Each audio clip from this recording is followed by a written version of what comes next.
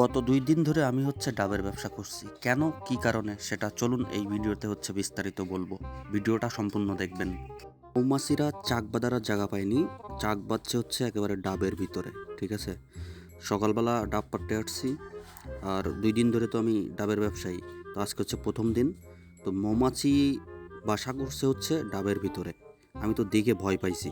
Early মর্নিংয়ে ঘুম থেকে উঠে বেরিয়ে পড়লাম এই বটবটিটা নিয়ে বংয়ের সাথে ডাব খোঁজার উদ্দেশ্যে।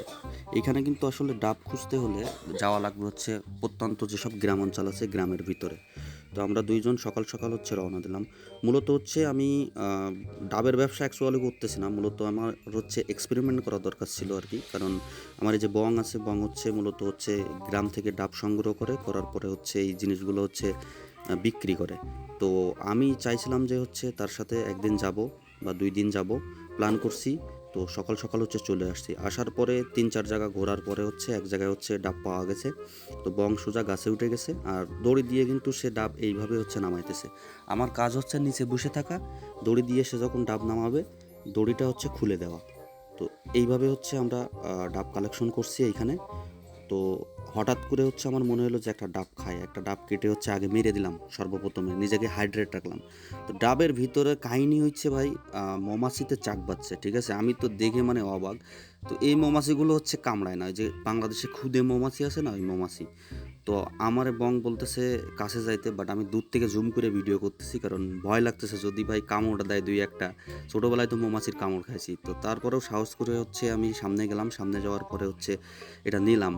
বং আমারে বলল যে এটা বাসায় নিয়ে যাবে। বাসায় নিয়ে এটা নাকি সিদ্ধ করে খাবে। ঠিক আছে? চাকসহ সিদ্ধ করে নাকি খায়। শুধু যে ডাব পাড়লেই হবে এমন কোনো কথা না। ডাব পাড়ার পরেও কিন্তু সাইজের একটা ব্যাপার আছে। তো যে ডালওয়ালাগুলো আছে এইগুলো সুন্দরভাবে সাইজ করতেছে এবং সাইজ করার পরে এটাকে লোড করা হবে। তো আমাদের লোড করা শেষ হয়েছে। শেষ হওয়ার পরে আমরা অন্য আরেকটা জায়গায় যাব। ঠিক আছে? মূলত গ্রামের বিভিন্ন জায়গায় ঘুরে ঘুরে যাদের নারিকেল গাছ আছে ওইখানে গিয়ে গিয়ে এই ডাবগুলো সংগ্রহ করা হয় এবং তাদেরকে টাকা দেওয়া হয়। আরও একটা জায়গায় আমরা আসছি। আসার পরে এখানে কম পরিমাণে পাইছি, এত বেশি পরিমাণে পাই নাই। তো সেগুলো পাড়ার পরে তারপরে আবারও লোড করলাম। লোড করে আরও আরেকটা ডেস্টিনেশনে আমরা রওনা দিলাম। আর বংরে আমি জিজ্ঞাসা করছিলাম যে পার পিস ডাব কত করে বিক্রি করে। তো বং আমারে বলছে যে পার পিস 25 সেন্ট করে বিক্রি হয়, যেটা বাংলা টাকা ধরলে 30 টাকার আশেপাশে। এই যে গ্রামে গ্রামে ঘুরে বেড়াইতেছি আর গাছে গাছে দেখে বেড়াইতেছি যে কোন গাছে ডাব আছে। সেই বাড়িতে যাওয়া হবে, যাওয়ার পরে বাড়িওয়ালার সাথে কন্ট্যাক্ট করে তারপরে ডাবগুলো সংগ্রহ করা হবে। তো মাঝপথে আমরা কিন্তু গাড়ি থামিয়ে দিলাম, তার কারণ পানির পিপাসা লাগছে। তো বংও পানি খাইলো, আমি একটু পানি খেয়ে নিলাম। তারপরে চলে গেলাম আর কি আরেকটা বাসায়। যাওয়ার পরে সেখান থেকে কিছু ডাব সংগ্রহ করে লোড করলাম। লোড করে আবারও বেরিয়ে পড়লাম অন্য আরেকটা বাসার উদ্দেশ্যে। তো এইভাবে আর কি পুরো দিন আর কি ডাব কালেকশন করছি বিভিন্ন জায়গা থেকে। মূলত এটা আমার এক্সপেরিমেন্ট ছিল। শুধু যে এক্সপেরিমেন্ট ছিল এটা বলবো না, তার কারণ আমি চাইছিলাম যে গ্রামগুলো ঘুরে দেখতে, এবং গ্রামগুলো ঘোরার পরে আমার মনে হইলো যে সেম টু সেম বাংলাদেশের সাথে কম্পেয়ার করা যায়। সিমিলারিটি আছে 100%-এর ভিতরে 80%। তো ডাব কালেকশন করার পরে আমরা রওনা দিলাম বাসার উদ্দেশ্যে।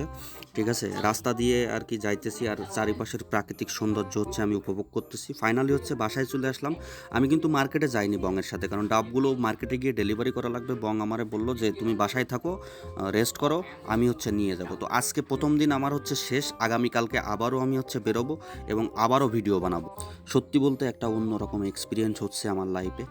আর মূলত উদ্দেশ্যটাই ভিডিও বানানো, ব্লগ তৈরি করা। তো যে কারণে আর কি ২-৩ দিন আমি প্ল্যান করছি যে বংয়ের সাথে যাব এবং তার কাজ দেখব এবং করব।